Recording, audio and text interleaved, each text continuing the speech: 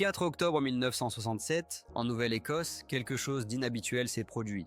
Des centaines de personnes ont été témoins d'un étrange objet qui est tombé dans les eaux du port de Shag Harbor. Cet incident, comme beaucoup d'autres, appartient à la catégorie des phénomènes inexpliqués, dont l'origine reste un mystère pour la plupart. L'objet brillait de lumière vive et descendait lentement vers l'eau, attirant l'attention de tous autour. Cette nuit-là, le ciel au-dessus de la province canadienne était froid et venteux, mais les étoiles brillaient intensément, créant un contraste avec les éclairs inhabituels qui allaient bientôt être connus sous le nom de Nuit des ovnis. L'un des témoins, un garçon de 12 ans nommé Chris Stiles de Dartmouth, s'apprêtait à se coucher lorsqu'il jeta un coup d'œil par la fenêtre. Ce qu'il vit le bouleversa à jamais. Le long de la ligne côtière, une étrange lumière orange ondulait. « Je n'ai jamais rien vu de tel auparavant », se souvient-il. Le temps légèrement brumeux rendait difficile la distinction des détails, mais Stiles, attrapant sa veste, courut dehors pour voir de plus près. Il fut l'un des premiers sur la rive et aperçut une étrange sphère orange située à 20 mètres de lui. Sa couleur était celle d'un métal incandescent, décrit-il. L'objet flottait au-dessus de l'eau à une hauteur d'environ 4 mètres, rompant le silence. J'ai eu peur et après quelques minutes, je me suis enfui. Pendant que Stiles cherchait un abri, l'étrange objet continuait à circuler au-dessus de Shag Harbor, laissant des impressions inoubliables dans la mémoire des témoins.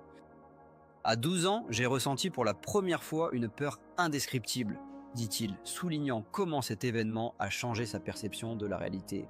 1 heure plus tard, dans un petit village de pêcheurs au sud de la péninsule de Parénée, des éclairs étranges furent également remarqués. Un pêcheur de 18 ans, Laurie Wickens, rentrait chez lui avec 3 amis lorsque son attention fut attirée par un objet inhabituel dans le ciel. « Nous nous dirigeons vers Woods Harbor à travers Shag Harbor », raconte-t-il. Après être passé devant le bureau de poste, nous avons vu dans le ciel d'abord un éclair, puis un autre et encore un autre. Au total, il y en avait 4, de couleur jaune et orange. Wickens s'efforçait de ne pas perdre de vue les étranges éclairs. L'objet a commencé à descendre silencieusement sous un angle de 45 degrés. Ajoute-t-il, on aurait dit qu'il se déplaçait avec eux, mais lorsqu'ils atteignirent le bas de la colline, l'objet disparut soudainement. À quelques kilomètres de là, un autre jeune homme de 18 ans, Norman Smith, rentrant d'une fête avec un ami, remarqua également une lueur dans le ciel. À première vue, il était évident que cette lumière inhabituelle avait une origine extraterrestre, partage-t-il. Ils s'arrêtèrent au bord de la route et Smith sortit de la voiture pour mieux voir les éclairs. Il y en avait 5, et ils étaient hauts dans le ciel comme 5 lunes oranges, alignées par taille de la plus petite à la plus grande. À chaque minute, Smith devenait de plus en plus inquiet. J'étais très effrayé. Je ne savais pas ce que c'était, et je n'avais jamais vu quelque chose de semblable de ma vie, admet-il. Pendant ce temps, Laurie Wickens et ses amis continuaient à observer l'objet inhabituel. Bientôt, ils virent un autre éclat lumineux et entendirent un bruit ressemblant à un sifflement de bombes tombantes. Ils avaient l'impression que l'objet attaquait le port, et les amis se précipitèrent vers la rive. Nous avons gravi la colline pendant environ 1 minute. De là, nous avons pu apercevoir une lumière dans l'eau, raconte Wickens. En arrivant au bord de l'eau, ils virent une lumière qui ressemblait davantage à une hémisphère de teinte jaunâtre. La première chose qui m'est venue à l'esprit, c'est d'appeler la police et de signaler que nous étions témoins d'un accident d'avion, se souvient-il. À ce moment-là, ils étaient convaincus qu'il s'agissait réellement d'un accident d'avion. Wickens retourna à la voiture et se rendit à la cabine téléphonique la plus proche pour signaler ce qui s'était passé. La nuit où l'événement mystérieux s'est produit, Laurie Wickens appela le commandement de la police canadienne, connu sous le nom de GRC. L'horloge affichait 23h25 lorsque le gendarme de garde répondit à son appel et entendit la voix excitée de Wickens. Les policiers supposèrent d'abord que les appelants pouvaient être sous l'influence de l'alcool, mais Wickens insista sur le fait qu'ils n'avaient rien bu. L'officier se contenta de demander le numéro de la cabine téléphonique d'où l'appel avait été passé. Le scepticisme du policier se transforma rapidement en méfiance lorsque, après la conversation avec Wickens, d'autres appels commencèrent à arriver de résidents des localités voisines qui racontaient des histoires similaires. Les policiers n'avaient d'autre choix que de croire à ce qui se passait. Bientôt, ils rappelèrent Vikens pour préciser leur emplacement et convenir d'un rendez-vous. Vikens communiqua ses coordonnées et ajouta qu'il continuait à surveiller la situation. À ce moment-là, Norman Smith avait déjà averti les gens de l'apparition de l'objet mystérieux au-dessus du port. Lorsque Vikens et ses compagnons arrivèrent chez son père, celui-ci sortit à leur rencontre dans la rue. Tous ensemble, ils regardaient les étranges objets dans le ciel. Bientôt, ils entendirent des sons des voitures de police. Smith se dirigea vers la voiture de police vers le parking au bord de l'eau, où une foule de résidents locaux s'était déjà rassemblée. Sur place, il y avait environ 16 personnes, y compris des policiers, qui regardaient d'un faisceau de lumière descendant vers la surface de l'eau. Tous les présents, tant les habitants de la ville que les policiers, voyaient une lumière jaune-orange pâle à environ 250 mètres du rivage. Autour d'eux, c'était une obscurité totale, et le seul élément discernable était la lumière sur l'eau. Ils observèrent ce phénomène pendant environ 10 minutes, montant au sommet d'une colline pour mieux voir. Tous pensaient être témoins d'un accident d'avion. À 23h38, l'un des policiers appela Halifax, au service central de sauvetage, pour organiser une opération de recherche et de sauvetage. Les policiers contactèrent également le point de garde-côte le plus proche et les gardiens des phares déclenchèrent l'alerte. Cette nuit-là, l'un des gardiens de phare reçut un message concernant la recherche d'un objet qui s'était écrasé dans le port. Pendant ce temps, les policiers commencèrent leur propre enquête. À bord des bateaux de pêcheurs locaux, ils se dirigèrent vers le lieu présumé du crash, tandis que les habitants de la ville participaient activement aux recherches. L'un d'eux s'approcha de la maison de Vikens et son mari, en regardant par la porte, aperçut un policier. On leur informa qu'un objet était tombé dans l'eau dans le port et qu'il s'agissait probablement d'un avion. Le policier avait urgemment besoin de leur bateau et il était pressé. Plus tard, en rentrant chez lui, Vikens rencontra un pêcheur local qui lui dit avec excitation qu'il devait aider à retrouver des survivants de l'accident d'avion. Vikens ne pouvait pas refuser et se dirigea avec le pêcheur vers le lieu de l'incident. Ils se hâtèrent vers le quai, montèrent dans des bateaux libres et commencèrent à ramer aussi vite que possible pour sauver quelqu'un. À ce moment-là, il était déjà environ minuit.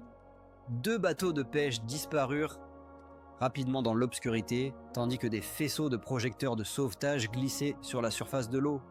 Les recherches commencèrent, et ils scrutèrent attentivement les débris à la surface, mais ne trouvèrent rien.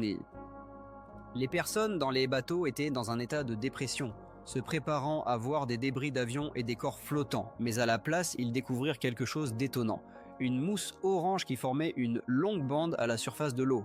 Il ne faisait aucun doute que l'apparition de cette mousse mystérieuse était liée à l'objet tombé dans l'eau. Norman Smith tenta de prélever des échantillons de cette substance pour analyse. Après avoir fait un tour, le bateau entra à nouveau dans la mousse et il trouva un petit récipient qu'il plongea prudemment dans l'eau, directement dans la mousse. Lorsqu'il souleva le récipient, il découvrit qu'il était vide. Il n'y avait absolument rien à l'intérieur. Ce témoin, un pêcheur avec de nombreuses années d'expérience, a noté qu'il n'avait jamais vu quelque chose de semblable. Il avait pêché dans des rivières, des lacs et dans l'océan ouvert. Mais l'étrange écume qui disparaissait progressivement dans l'eau sombre lui était inconnue. Ce qui l'a le plus surpris, c'est l'absence de débris sur le lieu de la catastrophe. Si quelque chose était tombé dans l'eau seulement quelques minutes auparavant, cela s'était complètement dissous. Tous les présents espéraient trouver au moins quelques preuves de l'accident ou de la catastrophe aérienne, mais il n'y avait rien sur place. Absolument rien. Ils sont restés là toute la nuit, fouillant la zone dans un rayon de quelques kilomètres dans l'espoir de trouver quoi que ce soit, quelques débris, mais ils n'ont rien pu découvrir. Les services de secours ont demandé les horaires de circulation aérienne au centre de surveillance de l'espace aérien à Moncton, Nouveau-Brunswick et dans la baie nord du lac Ontario. Il était nécessaire de vérifier si un avion civil ou militaire avait disparu durant cette période. Les données obtenues ont clairement confirmé qu'il n'y avait pas eu d'accident aérien et que les avions n'avaient pas disparu des radars. Les secouristes ont compris qu'il ne s'agissait pas d'une catastrophe aérienne et qu'ils cherchaient quelque chose qui ne pouvait pas être expliqué de manière rationnelle. Beaucoup ont commencé à réaliser que, peut-être, il s'agissait d'un ovni. Les habitants de Shag Harbor ont compris que les sombres eaux côtières avaient englouti dans leurs profondeurs un terrible secret, mais personne ne savait lequel. Shag Harbor est un petit village de pêcheurs sur la côte sud-ouest de la Nouvelle-Écosse, si petit qu'il est difficile à trouver sur une carte. Cependant, tout a changé le 4 octobre 1967, lorsque, selon les témoignages des habitants, un avion inconnu est tombé dans les eaux portuaires. À partir de ce moment, les événements se déroulant à Shag Harbor ont commencé à être couverts par les journaux du monde entier. En quelques heures, des pêcheurs locaux, des officiers de police et des gardes-côtes ont exploré les eaux portuaires avec un seul objectif: trouver des débris. Dès le lendemain, de nombreuses personnes ont commencé à être tourmentées par des doutes et des hypothèses terrifiantes. Un des témoins a noté: « Je pense que tout le monde avait l'impression cette nuit-là que quelque chose nous était caché. » Bientôt, le monde entier a été informé qu'aucune trace de l'accident n'avait été trouvée. Les autorités officielles n'ont fait aucun commentaire, ce qui a immédiatement provoqué diverses rumeurs. On disait qu'un ovni était tombé dans l'eau, mais personne ne savait exactement ce que c'était et à quoi cela ressemblait. Les gens étaient très effrayés et voulaient savoir ce qui les attendait.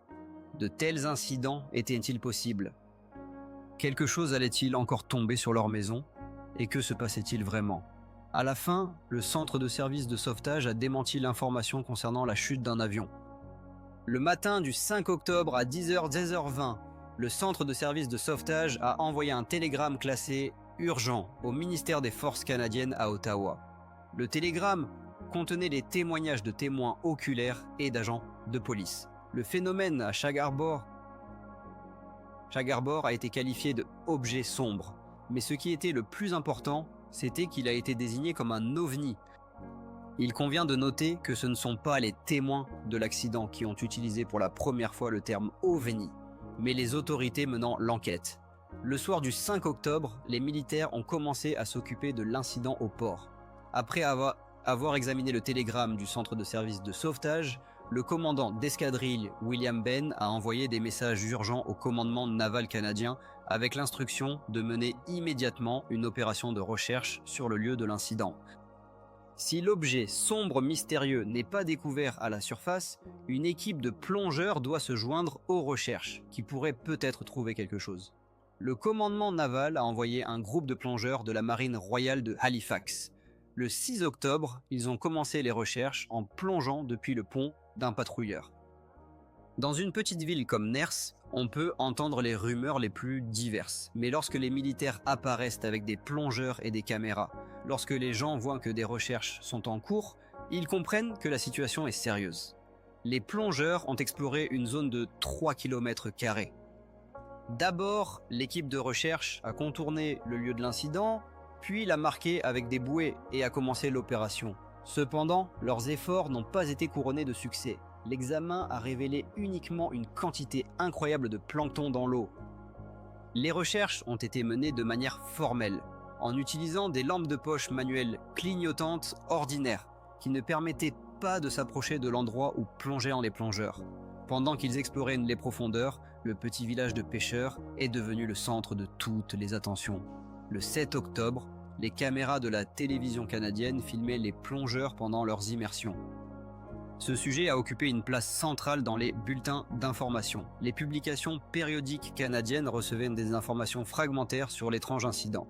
Parmi elles se trouvait le journal Chronicle Herald, avec lequel collaborait le journaliste Ray McLeod. Cette nuit-là, il travaillait lorsque le rédacteur en chef l'a appelé pour lui parler de l'incident au port. Le rédacteur a noté qu'il y avait de nombreux témoins, y compris des policiers, et que McLeod devait découvrir ce qui était tombé dans l'eau. C'était une mission sérieuse, et il s'est mis en route pour l'accomplir. Cependant, lorsque McLeod a tenté d'obtenir des détails, personne n'a pu lui fournir d'informations. Il n'a rien entendu de concret de la part des autorités officielles. Ni la police canadienne, ni le service de recherche et de sauvetage ne savaient ce qui était tombé dans les eaux de Shag Harbor. Cette nuit-là, aucun accident n'a été enregistré, ce qui est devenu un véritable mystère. Le manque d'informations a attisé la curiosité de McLeod et il a décidé de mener sa propre enquête. Comme il le dit lui-même, n'importe quel écolier vous dira que l'incertitude stimule l'imagination. Ce qui était particulièrement surprenant, c'était lorsque les forces de l'ordre déclaraient qu'elles ne pouvaient même pas supposer ce que cela aurait pu être. C'est à ce moment-là que MacLeod a fait appel au service d'un informateur militaire. L'informateur l'a dirigé vers Ottawa, vers le commandant des escadrons William Benn, qui menait des enquêtes sur des affaires d'OVNI dans sa division aérienne. Et ça, ce que MacLeod a appris sur Shag Harbor a été une surprise pour lui. William Benn lui a parlé de plusieurs cas de contact avec des ovnis qui avaient des confirmations factuelles. Son récit a été publié dans un journal, ce qui a fait sensation. Le 7 octobre 1967, le matériel préparé par MacLeod a été imprimé en première page du journal ultra-conservateur Chronique de Géride. Lorsqu'il a vu son article, il a pensé « Mon Dieu, qu'ai-je fait ?» Il ne s'attendait pas à ce que le titre soit si retentissant. Le titre de l'article a été imprimé en énormes lettres et a ajouté de l'huile sur le feu. Des rumeurs ont de nouveau circulé dans la ville. L'article de MacLeod était discuté dans tous les coins du Canada, mais il a surtout intéressé les habitants de Shag Harbor, où les recherches de l'objet non identifié se poursuivaient. Le 7 octobre, le commandement naval a envoyé 3 plongeurs supplémentaires sur le site de la chute. Les recherches se poursuivaient, tandis que les habitants de la ville attendaient des réponses qui ne sont jamais venues. MacLeod pense que les résultats de l'enquête ont été soigneusement dissimulés. On ne nous a rien dit. Certains représentants officiels ont même déclaré qu'ils étaient interdits de discuter de ce sujet, se souvient-il. Les habitants espéraient qu'on leur dirait bientôt qu'il s'agissait bien d'un accident d'avion et que l'avion avait été retrouvé au fond de l'océan. Mais rien de tel ne s'est produit. Le 8 octobre, les militaires ont terminé leur opération. Les sources officielles ont déclaré que les recherches de 3 jours n'avaient donné aucun résultat. 5 jours après l'accident, les habitants de la ville restaient toujours dans l'ignorance. Cependant, la fin de l'enquête à Shag Harbor n'était que le début d'une affaire qui devenait de plus en plus complexe. Octobre 1967. Des dizaines de personnes ont été témoins de la chute d'un objet inconnu dans les eaux de la ville portuaire de Shag Harbor, sur la côte sud de la Nouvelle-Écosse, au Canada. Des pêcheurs locaux ont ratissé la côte, essayant de découvrir des débris à la surface de l'eau, tandis que des plongeurs de la Marine royale canadienne exploraient le fond. Soudain, les recherches ont été interrompues. Il y avait une impression que quelque chose était caché aux gens. Beaucoup l'ont ressenti. Passer autant de temps et d'efforts pour se rendre sur place sans obtenir d'explication semblait très étrange. Il n'y avait pas de réponse, et une nouvelle vague de rumeurs s'est répandue avec une rapidité extraordinaire. On murmurait que, peut-être, quelque chose avait vraiment été trouvé. Parmi les plongeurs locaux, l'un a avoué qu'ils avaient remonté quelque chose du fond. Une sorte d'objet mystérieux dont personne ne pouvait dire avec certitude ce que c'était. Les rumeurs les plus incroyables circulaient, et c'était typique lorsque les choses n'étaient pas complètement expliquées. La spéculation commençait.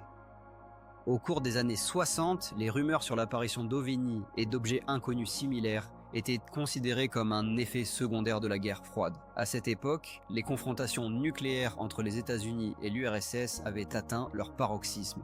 Les deux superpuissances s'accusaient sans cesse mutuellement d'essais d'armes de pointe, et des opérations secrètes étaient menées au nord de l'Atlantique.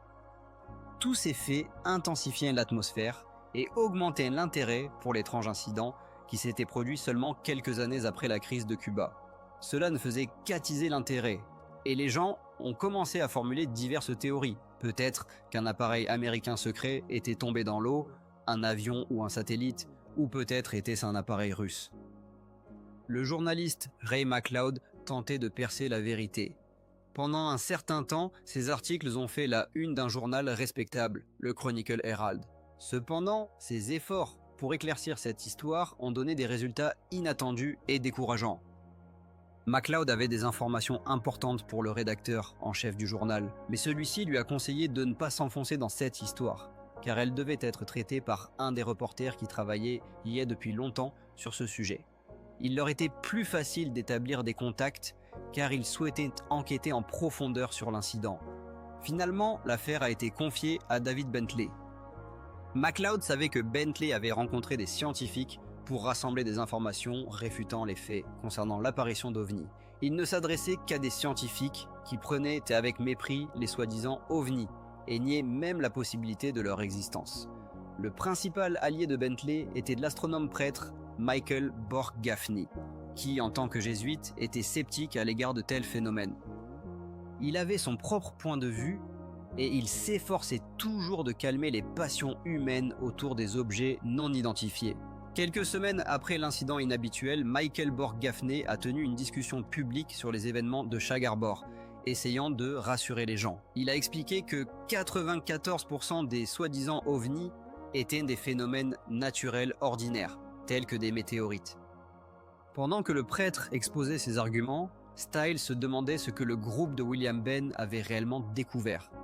Des rumeurs circulaient selon lesquelles quelque chose de concret aurait pu être trouvé dans les eaux portuaires. Styles a demandé à Bentley pourquoi il ne se rendait pas à Ottawa auprès du commandant des escadrons William Benn. À quoi Bentley a répondu qu'une telle personne n'existait pas et qu'il n'y avait pas non plus d'escadron similaire à Ottawa. Il a conseillé à Styles d'oublier cette histoire. Est-ce que le Chronicle Herald subissait des pressions de la part des autorités canadiennes? McLeod a compris que cette histoire ne paraîtrait jamais dans les journaux. Il était difficile de réaliser que l'on ne pouvait pas utiliser ses relations et ses contacts pour faire connaître la vérité aux gens. Après tout, ils avaient le droit de savoir ce qui s'était passé là-bas. Le journaliste se sentait impuissant lorsqu'il ne pouvait pas le faire. Bientôt, des représentants de la télévision canadienne ont franchi la frontière de leur pays et se sont dirigés vers l'université du Colorado pour rencontrer le célèbre physicien Edward Condon. Condon et son équipe menaient des recherches pour l'US Air Force dans le cadre d'un contrat de 500 000 $. Les scientifiques avaient pour tâche de fournir une évaluation indépendante du phénomène OVNI. Condon avait observé de tels phénomènes à travers le monde et s'était intéressé aux événements de Shag Harbor. Il était nécessaire de déterminer si l'US Air Force devait enquêter sur ces incidents étranges. Du point de vue de l'ufologie, cet événement suscitait de l'intérêt. Malgré des ressources considérables et un personnel hautement qualifié, Chris Styles pensait que Condon et son équipe n'avaient pas accordé l'attention nécessaire à cette affaire. Le dossier avait été transmis à Norman Levin, qui avait appelé plusieurs fois l'ATA, le commandement de la police canadienne et le ministère de la Marine. On lui avait dit qu'une enquête complète et approfondie avait déjà été menée. Cependant, comme Levin l'a reconnu plus tard, il avait eu tort de croire cela. Peut-on faire confiance aux autorités? L'incident au Canada est devenu l'un des 59 phénomènes OVNI que Condon et son équipe ont inclus dans leurs recherches. Le dossier numéro 34, le rapport final, a été présenté par les scientifiques le 31 octobre 1968 et contenait 900 pages d'informations. En conclusion, il était noté « Considérez l'enquête ultérieure comme infondée ». Condon a résumé le rapport par ces mots, affirmant que, au cours des 20 dernières années, rien n'était arrivé sur Terre depuis l'espace qui pourrait être rattaché à la science de l'ufologie et qui ajouterait aux connaissances scientifiques. Chris Styles réfléchissait au fait que la recherche scientifique sérieuse sur les ovnis se termine toujours de la même manière, car les critères sont assez stricts. Souvent, lorsque de tels événements se produisent, peu importe la définition que vous utilisez et à quel point vous êtes précis et minutieux. En fin de compte, personne ne croira de toute façon. C'est exactement ce qui s'est passé avec l'histoire de Shag Harbor où personne n'a insisté pour obtenir des réponses. Ainsi, l'incident dans le port canadien est devenu un autre mystère non résolu. Les nouvelles de cet événement ont progressivement glissé des premières pages aux dernières. Un mois plus tard, on avait déjà oublié ce qui s'était passé. Les gens continuaient à vaquer à leurs occupations quotidiennes, mangeaient des sandwichs et allaient au travail. Cependant, 25 ans plus tard, l'enquête sur l'incident de Shag Harbor a pris un nouveau tournant. Grâce à plusieurs découvertes sensationnelles, il est devenu clair qu'il était encore trop tôt pour clore le dossier. En octobre 1967, plus d'une dizaine de personnes ont été témoins de la chute d'un ovni dans les eaux de Shag Harbor. Même après 25 ans, de nombreuses questions concernant cette affaire restaient sans réponse. C'était un événement tout à fait extraordinaire. Un objet quelconque s'était posé du ciel sur l'eau, mais ce qu'il était exactement demeurait un mystère. L'un des témoins de cette nuit-là, Chris Styles, ne peut toujours pas oublier ce qu'il a vu au-dessus du port. Il a aperçu l'OVNI par la fenêtre de sa maison. Plus tard, En 1992, Chris a regardé une émission de télévision qui a changé sa vie. Il s'est souvenu des événements de Shag Harbor, car à l'époque, personne ne contestait qu'il s'agissait d'un véritable ovni, y compris les responsables officiels. À ce moment-là, il avait presque oublié ce qu'il avait vu dans son enfance, mais il a décidé de mener sa propre enquête. Stiles a demandé des documents concernant cette affaire aux Archives nationales canadiennes et au département de la Sécurité nationale. Après quelques semaines, les documents sont arrivés à la bibliothèque principale de Halifax sous forme de microfilms. Un travail minutieux a commencé. En parcourant document par document, Stiles a réalisé que les bureaucrates qui les avaient rédigés n'avaient rien omis. Les microfilms contenaient des informations sur l'apparition des ovnis au Canada entre 1965 et 1981. C'était comme chercher une aiguille dans une botte de foin. Pendant plusieurs semaines, Chris a étudié les microfilms et dans l'un des documents officiels, il a clairement réalisé qu'il avait devant lui une lettre importante avec une histoire. L'inscription OVNI, il l'a rencontrée 3 fois sur 3 enveloppes, toutes liées à l'incident de Shag Harbor. Steele a compris qu'il avait devant lui des documents uniques. Est-ce qu'il venait de tomber sur ce que le gouvernement du Canada avait soigneusement caché ? Chris Stiles a réalisé qu'il avait besoin d'aide. Il a contacté son collègue Don Lejeune et ensemble, ils ont commencé à enquêter sur les événements survenus à Shag Harbor. Pendant 1 an ou 1 an et demi, Stiles a rassemblé des matériaux et recherché des témoins, s'immergeant dans ce sujet avec passion. En fin de compte, il a impliqué dans l'enquête moi aussi, et je ne pouvais pas lui refuser. L'étude minutieuse des documents déclassifiés a permis de reconstituer les détails de cette nuit-là, le 4 octobre 1967, et de se souvenir de tout dans les moindres détails. Ces documents m'ont fait une impression colossale, me coupant littéralement le souffle. En les parcourant, Stiles a compris que les militaires canadiens savaient beaucoup plus qu'ils ne le disaient. Il a été surpris de constater que les militaires prenaient calmement le fait de rechercher un objet d'origine extraterrestre. Cela pouvait être considéré comme une confirmation officielle de l'existence des ovnis. Stiles a découvert que des événements similaires s'étaient produits non seulement à Shag Harbor. Des témoignages de témoins avaient été recueillis de différents coins de la Nouvelle-Écosse. Étonnamment pour lui, il est tombé sur un rapport qui pouvait être considéré comme une source fiable. Il s'appelait « Test des pilotes de l'aviation civile ». Ce soir-là, à 19h15, 2 pilotes des lignes aériennes canadiennes, le capitaine Pierre Charbonneau et le premier pilote Robert Ralph, volaient sur le vol numéro 305 à une altitude de 5 km au-dessus de la partie sud-est du Québec. Ils ont vu par la fenêtre gauche du cockpit un objet qui les a frappés par son apparence. C'était un objet coloré allongé, ressemblant à un cerf-volant, qui planait juste au-dessus de l'avion, près de son aile gauche. Les pilotes expérimentés étaient perplexes en voyant cet étrange objet flotter dans les airs, puis ils ont vu plusieurs éclairs. Selon leurs témoignages, lorsqu'ils ont commencé à entreprendre des actions, l'OVNI disparaissait dans les nuages. Après quelques hésitations, les pilotes ont décidé de faire un rapport officiel sur cet étrange incident. Pour un pilote de l'aviation civile, cela n'était pas facile. Il pouvait faire face aux moqueries de ses collègues et à des problèmes avec la direction, ce qui pouvait le rendre objet de raillerie. Poursuivant ses recherches, Stiles est tombé sur une source d'informations inattendue. À l'université Sainte-Marie à Halifax, il a trouvé des documents rassemblés par le prêtre Borg Hafné, qui était sceptique à l'égard de Kenelo et avait publiquement démenti son apparition à Shag Harbor. Il a eu de la chance que ces documents secrets se trouvaient là, car il n'y avait aucune mention d'eux ni dans les archives nationales, ni dans la police canadienne. Les documents de la police canadienne, rassemblés par le prêtre Gaffney, contenaient de nombreux détails sur cette nuit-là. Un des rapports incluait les témoignages du capitaine du bateau de pêche Léon Mercier, qui commandait 18 membres d'équipage. Le navire est sorti en mer, et soudainement, ils ont vu 4 ovnis. Mercier a détecté les objets sur le radar et a tout enregistré. Cependant, son rapport comportait une certaine ambiguïté.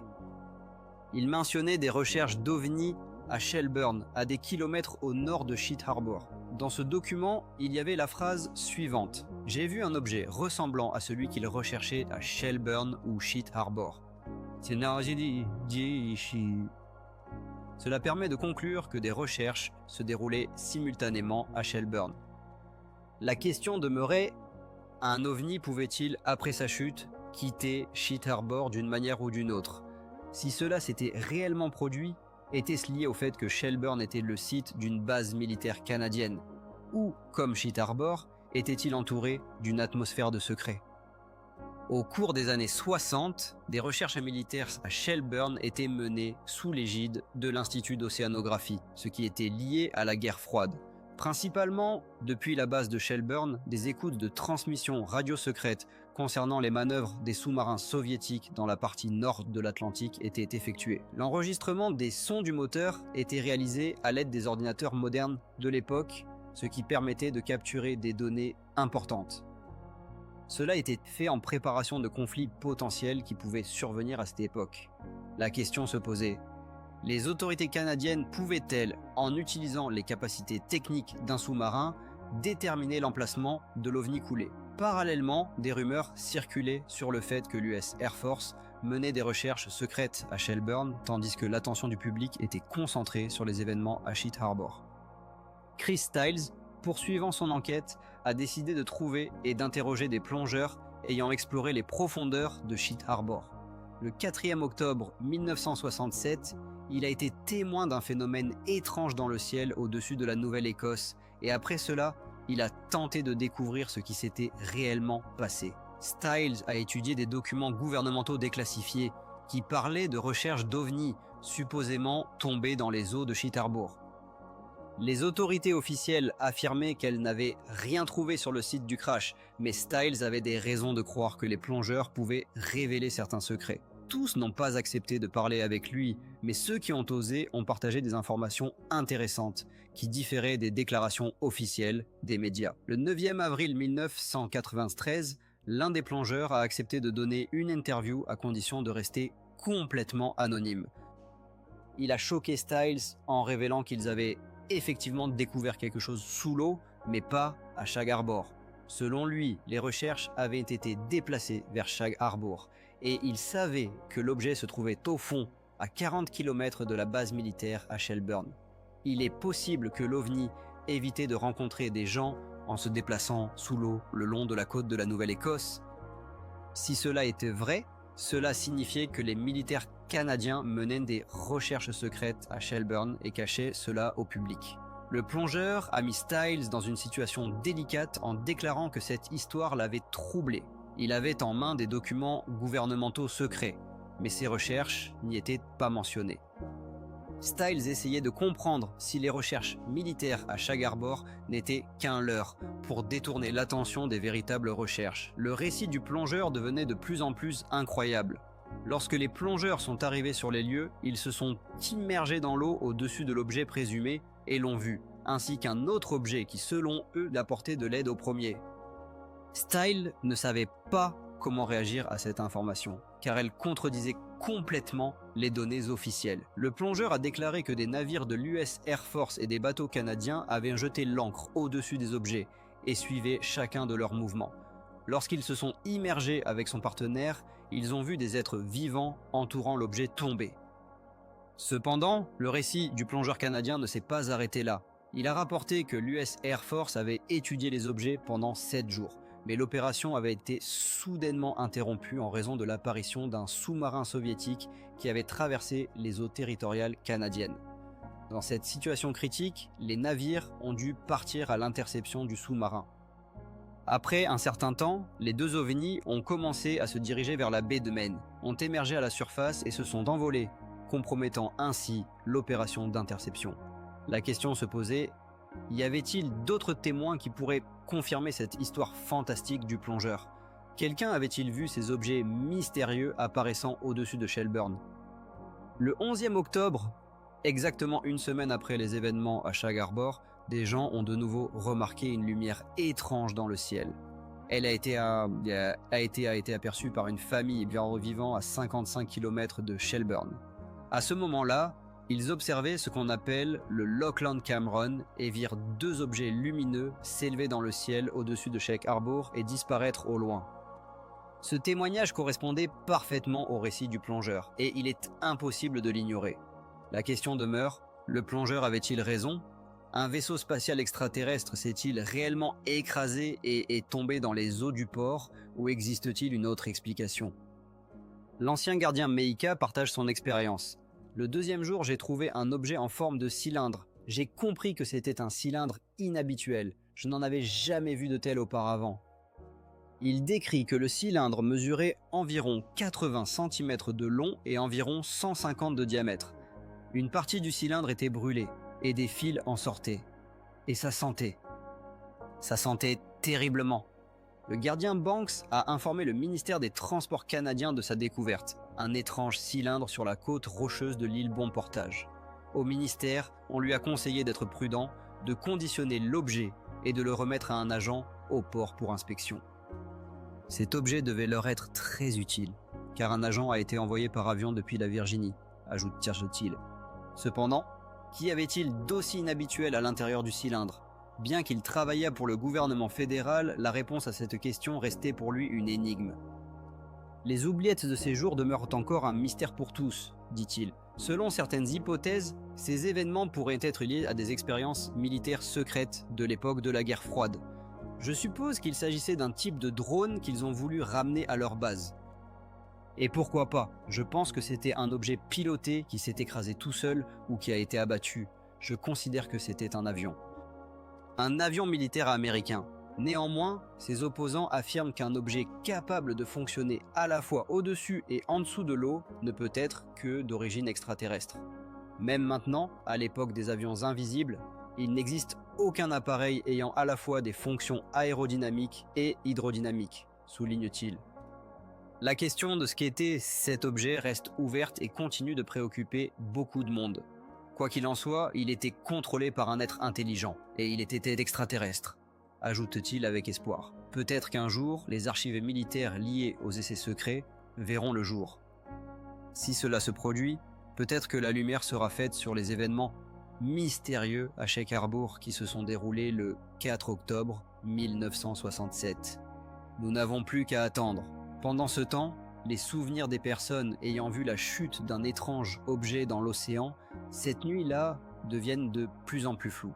Je scrute encore le ciel et j'essaye d'y distinguer quelque chose qui ressemble à l'objet que j'ai vu cette nuit-là, il y a plus de 30 ans. J'aimerais tant savoir ce que c'était en réalité.